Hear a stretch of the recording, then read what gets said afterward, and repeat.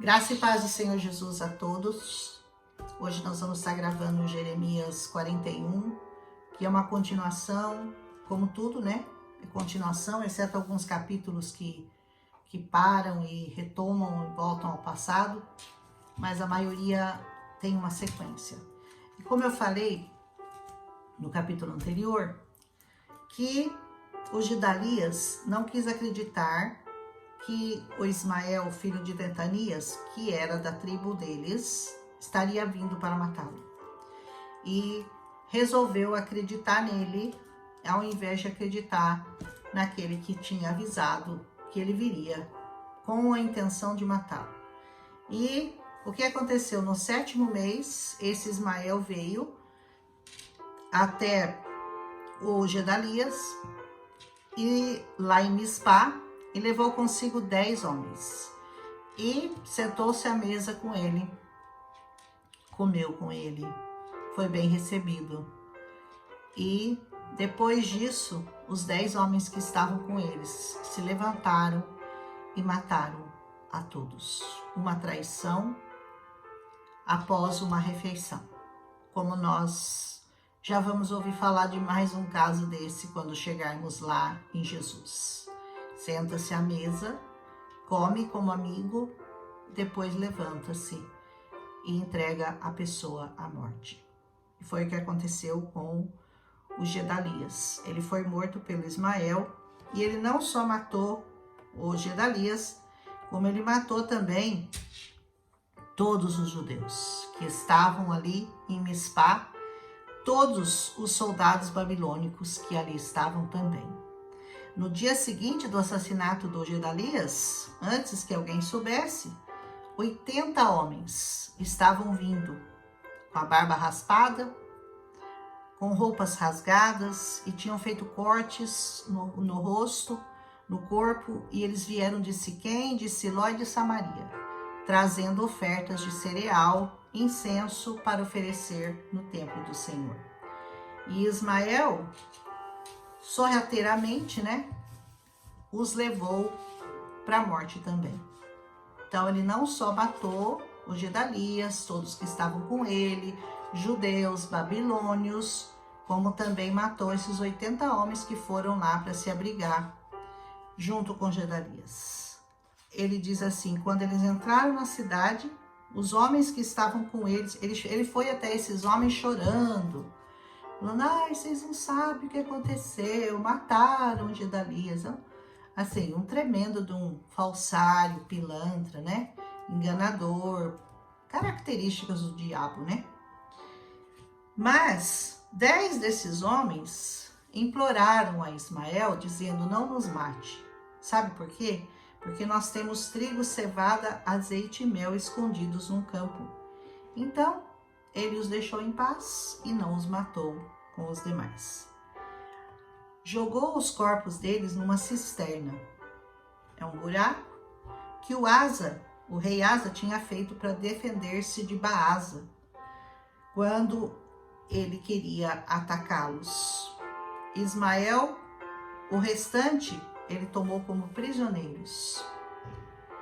Todo o restante do povo que estava em Mispá foi levado cativo, inclusive as filhas do rei, sobre as quais Nabuzaradã, que era o comandante da guarda imperial, havia nomeado Gedalias, filho de Aicã, governador. Ismael, filho de Netanias, levou os prisioneiros e partiu dali para o território de Amon. Então, os que ele não matou, ele levou prisioneiros, incluindo as filhas do rei, que o rei Nabucodonosor havia nomeado Gedalias para ser o rei daquele lugar. E eu creio, que o Ismael não concordava que o Gedalias estivesse de acordo com os babilônios. Ele queria que o povo se rebelasse, mas a ordem de Deus era para que aceitassem. E ele não podia ir contra uma ordem do Senhor. Mas como eu falei, não quis ouvir o profeta Jeremias, não procurou ouvir o Senhor para saber se era verdade, se realmente o Ismael intentaria matá-lo, não quis acreditar no conselho que Deus já tinha mandado avisar que esse Ismael viria matá-lo. Enfim, as coisas aconteceram dessa forma, Aí, quando o Joanã, que era o filho de Cariá, e todos os comandantes do exército que estavam com ele, souberam que o Ismael tinha feito esse crime, foram atrás dele, foram persegui-lo e o alcançaram lá perto do grande açude de Gibeon. E quando todo o povo que Ismael tinha levado como prisioneiro viu Joanã, esse filho de Cariá, e os comandantes que estavam com ele, o povo muito se alegrou. E eles foram para o lado do Joanã. Mas o Ismael escapou.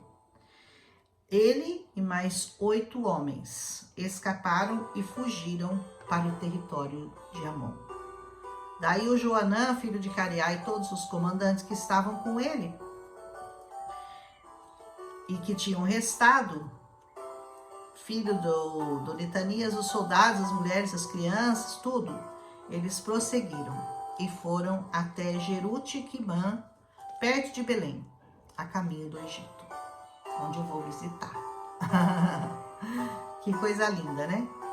Queriam escapar dos babilônios e estavam com medo, porque Ismael, filho de Jetanias, tinha matado Gedalias, filho de Aicã, a quem o rei da Babilônia nomeara governador sobre Judá. Então você veja bem a situação desses que restaram, né? Que grande luta eles estavam.